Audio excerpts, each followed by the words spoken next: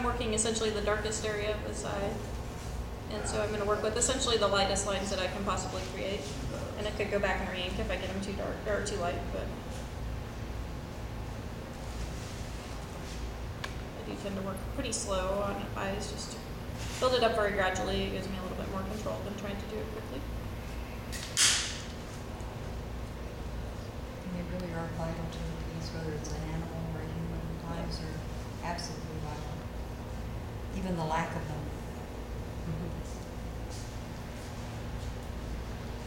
And depending on your light source, eyelashes do create shadows on the eyes sometimes. Something to pay attention to.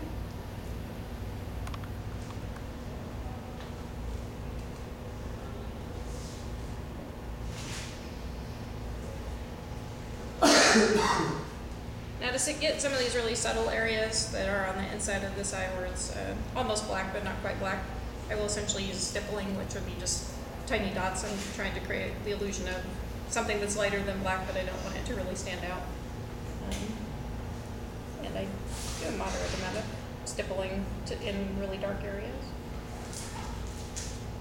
And the more spaced out your dots are, the more your eye will see it as a shadow.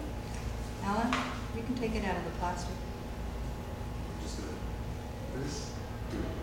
Okay. Just mind my own business. And even though eyes are typically round, sometimes if you view them at an angle, for example, this cat's eye is not a perfect circle. It's actually pushed in a little bit because I'm viewing his head at an angle. And if you view them at a full profile, you'll have kind of a tear-shaped eye. And occasionally you see somebody that thinks that their mind knows what it looks like and it should be circular and like as if it was pointed straight at you instead of the actual correct proportions. Look at your reference photo.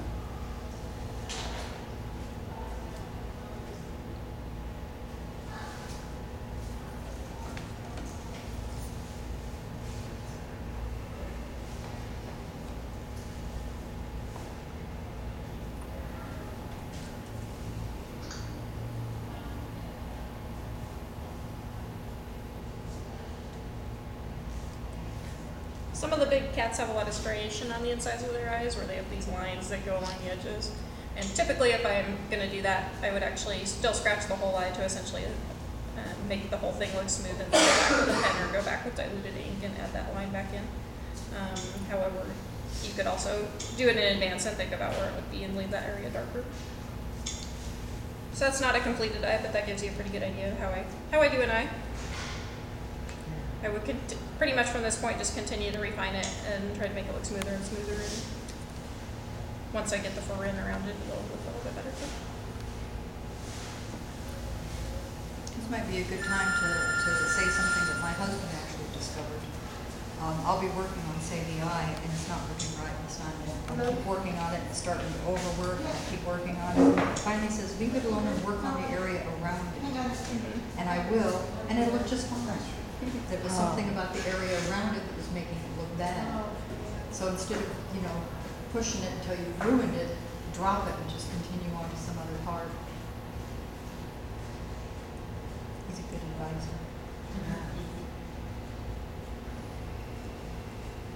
Excellent.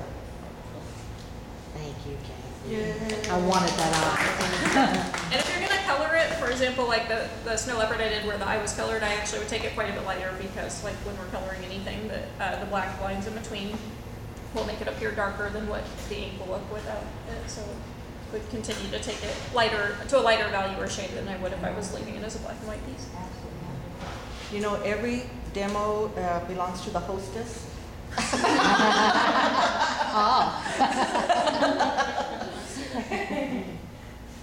Just be sure to sign it, Cathy, for me. I'm going to sign it, it just won't be my name.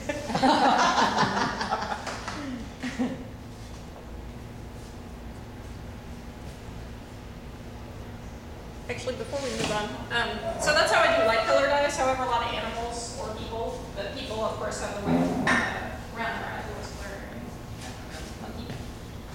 So not all animals have light colored eyes.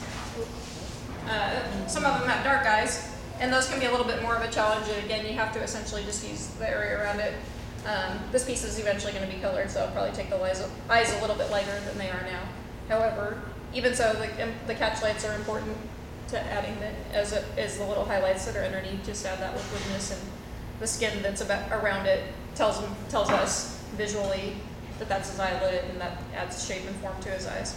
I personally prefer doing lighter colored eyes. I think they're more expressive. However, putting a yellow eye on a horse, you know, doesn't look very realistic. Or an animal like this monkey just happens to have dark eyes, and you know, you still want to add the same essential aspects, but you have to do more with less, essentially, to create a dark animal's eyes. Is that where you use the dodge and burn on some of them? Like when I'm photo editing? Yeah, sometimes I might use On the dodge and burn. darker eyes? Sometimes. Again, you can take very quickly though, take it too light and make it look not realistic.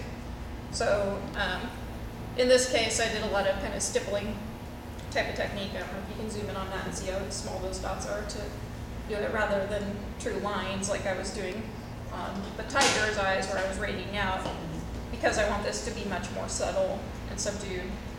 And I don't want you to go, oh, it's a line. So I did a lot of stippling, which I used to stipple my whole eye, but now I prefer the lines. I think they give a smoother feel to the piece. But in the case where I'm doing a dark eye, I still use stippling because it visually at a distance looks to be a darker eye rather than lines like our eyes do. And really like a surrounding area, when you lighten the surrounding area, you can tell that's the eyeball. Yeah, I mean, in my opinion, the eye itself, in this case, if you just got rid of everything around it, you would just go, that's nothing. But with the conjunction with the skin around it and the reflections and that kind of thing, you can go, oh, it's an eye, and it really makes it look alive. The catch light, in my opinion, is very important. So to creating, essentially making it look realistic and alive. Yeah, and Danielle.